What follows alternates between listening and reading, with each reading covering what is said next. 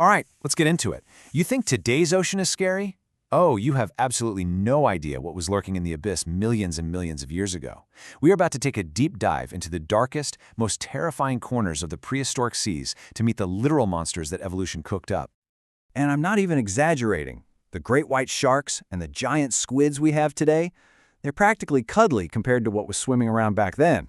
We're talking about a world where every single creature looked like it was designed by H.P. Lovecraft. So let's start at the very beginning. So our first stop is the Cambrian period, about 500 million years ago. Life was, just getting started, and evolution was basically throwing everything at the wall to see what would stick. And trust me, some seriously weird things stuck. I want you to meet Opabinia. Now, you're looking at this 7-centimeter-long swimming worm, and you're probably thinking, okay, what's the big deal? Well, this creature had 5 eyes, on stalks. It gave it a complete 360-degree view of its surroundings. It was so bizarre that when paleontologists first saw the fossil, they actually burst out laughing because their brains just couldn't process what they were seeing. And that 5-eyed setup, that wasn't for sightseeing. Let me tell you, Opabinia was a hunter. It had this nightmare tube for a mouth, a third of its entire body length, with a claw right on the end. It would just cruise along the seafloor, spot something with its crazy panoramic vision, and then, bam, shoot out that hose and snatch its prey. So while Opabinia was going on the offense, its neighbor, Hallucigenia, decided to play defense. This little guy was basically a walking pincushion, just covered in these super sharp spikes. It was so weird, in fact, that for decades, scientists actually displayed its fossil upside down, thinking it walked on the spikes. It really shows you, in these early oceans, your only options were to see everyone else first or become the most miserable lunch you could possibly imagine. Of course, every neighborhood has a bully, and in the Cambrian, that bully was Anomalocaris. This thing was up to 3 feet long, which, I know, doesn't sound huge now, but it was an absolute giant in an era where most things were the size of your thumb. It was, without a doubt, the apex predator of its time. And here's why it was so utterly terrifying. Its compound eyes, each one had 16,000 lenses. That's more than a modern dragonfly. It had 2 spiky arms for grabbing prey. And its mouth? Well, its mouth was this circular nightmare of sharp plates that kind of looked like a cursed pineapple slice.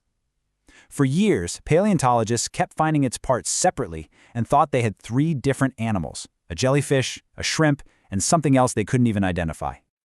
All right, so we're leaving the Cambrian weirdos behind and jumping forward a few 100 million years. The oceans have changed, the whole experimental phase is over, and now it's a full-blown arms race. Predators are evolving deadlier and deadlier weapons, and prey are evolving tougher and tougher defenses. And our first contestant in this arms race is this guy, Dunkleosteus. This thing was a 20-foot-long swimming tank from the Devonian period. The entire front half of its body was covered in bone armor so thick that basically nothing could bite through it. And the weirdest part? It was one of the deadliest predators of its time, and it didn't have a single tooth. So, how does a toothless fish become a top killer? Well, it all comes down to one thing: bite force. We're talking about the raw, crushing power a creature can bring down on its prey. And oh boy, did Dunkleosteus have it. Instead of teeth, it had these massive, self-sharpening bone plates in its jaws that functioned like a guillotine. It could slam those jaws shut with 7,000 newtons of force in just 20 milliseconds. That is literally faster than you can blink. If you saw those jaws opening, it was already too late. But what's truly wild is their attitude. Paleontologists find Dunkleosteus fossils with bite marks on their armor from other Dunkleosteus.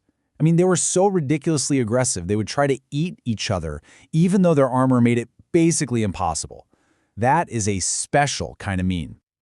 Okay, let's dive even deeper into the Mesozoic era, the age of dinosaurs.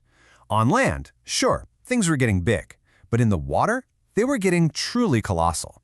In this era, the #1 rule for survival was super simple: get huge or get eaten. Just look at the scale we're talking about here. Creatures like Kronosaurus were 33-foot monsters. To put that into perspective, their heads alone were 9 feet long. And they only got bigger from there, all the way up to the legendary Megalodon. These weren't just animals, they were swimming catastrophes. But let's focus on that middle one for a second. Pliosaurus funki was a creature so terrifying that when scientists first discovered it, they just nicknamed it Predator X. This monster roamed the freezing, dark waters of the ancient Arctic Ocean, a place you really did not want to go for a swim. And its power is just unbelievable. We thought Dunkleosteus was impressive? Get ready for this. Predator X had a bite force of 33,000 psi. That is 4 times stronger than a T-Rex, powerful enough to completely crush a modern pickup truck. This was the undisputed king in a world of giants. For our final stop, we're heading to the late Cretaceous period. After hundreds of millions of years of this brutal, bloody arms race, you'd expect evolution to have finally produced the ultimate predator, right? A creature that had every single tool it needed to dominate the deep, dark ocean. And you know what? It did. And here it is, Encodus. This thing was an absolute masterpiece of predatory design. It had saber-like fangs so long they interlocked outside its mouth. It had these massive eyes to gather every last photon of light in the deep sea. It had a sleek, torpedo-shaped body for high-speed attacks, and it was everywhere, a global success story found in every single ocean on the planet. I mean, looking at that resume, you'd have to assume so, wouldn't you? This creature seems to have it all. The perfect deep-sea hunter, the final form of prehistoric horror. Well, here's the ultimate twist. Despite basically being a swimming set of kitchen knives with eyes, Encodus spent most of its time getting eaten. Yep, scientists find its remains in the stomachs of nearly every other large predator from that time: mosasaurs, plesiosaurs, giant fish, even diving seabirds. It was the most common snack in the sea. And it's just a crazy reminder of how the prehistoric food web worked. It didn't matter how terrifying you looked or how perfectly adapted you were. There was almost always a bigger, meaner fish waiting for you in the dark. The only real rule was to eat or be eaten.